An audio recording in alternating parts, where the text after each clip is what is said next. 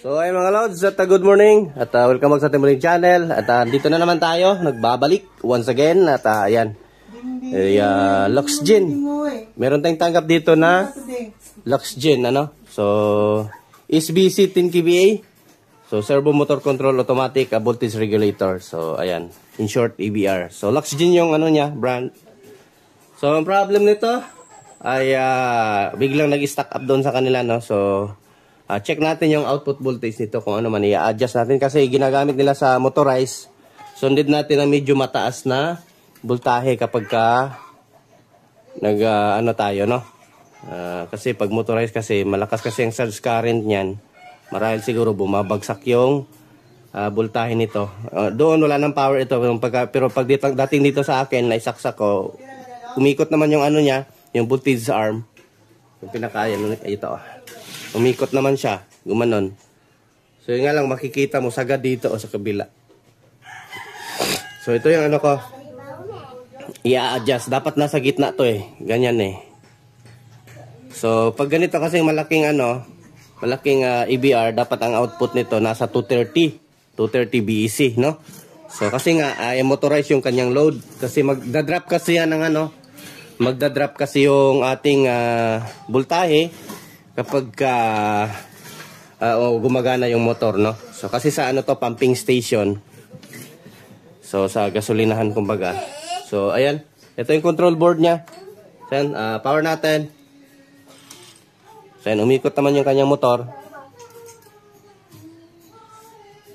Ayun. Testing natin kung ilang voltahe yung output. Ito. Kita lang ba yung voltahe? So kita lang pala. Testing natin. I-share ko sa inyo kung paano ang technique nito. Ang tamang pag-adjust, no? Kasi may ano to eh. May technique to kung paano i-adjust. Kasi kung iikot-ikot ka lang dyan, walang mangyayari. May technique to sa pag-ikot. Sa pagpihit dito. Ito yung pihitan eh. So, kung nakikita nyo, meron tayong 222 volts, no? Ayan, no? 222. So it means mababa siya. So pagka ano man, bumabagsak yan kapag gumagana yung mga motor, no? Ng ating pumping station. So mga pump ng gasolinahan. So ang gagawin natin dito, eto, turo ko na sa inyo yung technique, no? So ito, i-zoom natin. Ayan. So ito yung pihitan. So kung magtataas kayo ng voltahe, dapat pa ganyan. So, kunyari niyan, ikutin natin, hindi yan sasabay yung ano, voltage arm kapag iniikot to. So, simulan muna tayo sa 5 ikot. Itong pinaka-groove, yung pag ganyan, sagad, bilangin mo na siya. Ayan. Bilang, ikot tayo. 1, 2, 3, 4, 5. So, tignan natin kung bababa or tataas. So, pagkatapos niyan, patayin natin. So, naging 221. So, papatayin natin.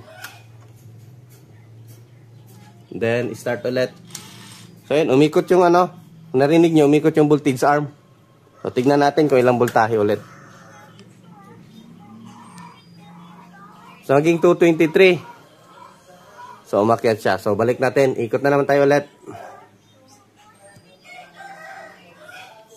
So, naka-on ha. Ikutin nyo ng naka-on.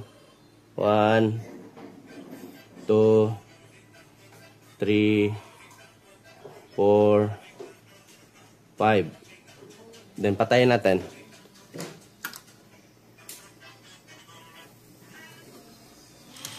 Ayun, umikot. So, tignan natin yung voltahe. So, ayan o. So, tumaas na siya. So, gano'n ang technique nito mga lods. Nung una kasi, medyo naguguluhan ako. Bakit ayun hindi sumusunod yung voltage arm niya? So, yung pala, kailangan mo i-reset. Kung ba i-reset mo siya, i-off yung ano, pinaka circuit breaker. Then, doon mo malalaman na nagbabago yung voltage. So, kaya siguro yung iba nagtatanong, pinipit-pit na dito. Kaya hindi gumagana, no. So baka nag-high voltage na yung ano nyo. So ganyan lang technique mga lods. So basta hanapin nyo lang Basta counter, clock, yung, kumbaga parang sa relo, no? Counterclockwise ay, yun. Yun yung pataas na voltage ko. Yung, reverse ay, tama ba, counter? Reverse ang no? Tama, reverse nga. Pag reverse, pababa yung voltage. Basta ito yung pihita ng mag-a-adjust ng voltage. So, ayan. Ano ata to 20K? Tututo? Ayan o. So, ayan o. Meron na tayong 230. So, okay na yan siya. So, yan lang. Wala namang sira, no? Adjust lang talaga. Kasi nga, dahil nagsa-surge current yung So, yan lang yung may share kong idea, mga lods. So, sa mga nahihirapan mag-adjust ng ganitong style, yung lalong-lalo na yung mga husone. Husone, tapos, basta halos yung mga same na ganitong board, kikita niya naman yan kapag ino-open nyo yung EBR. So, yan. So, dalawa kasi pihitan yan. Ito kasi, di ko alam kung sa delay ito. Basta ang alam ko, ito yung pihitan ng voltage output.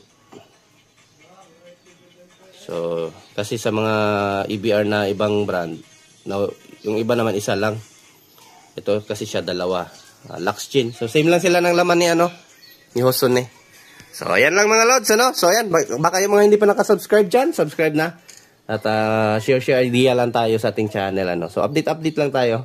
Kahit pa paano, may naisishare akong video sa inyo. So, ayan. Thank you mga lods. At, ayan. Thanks for watching, So, done na tayo.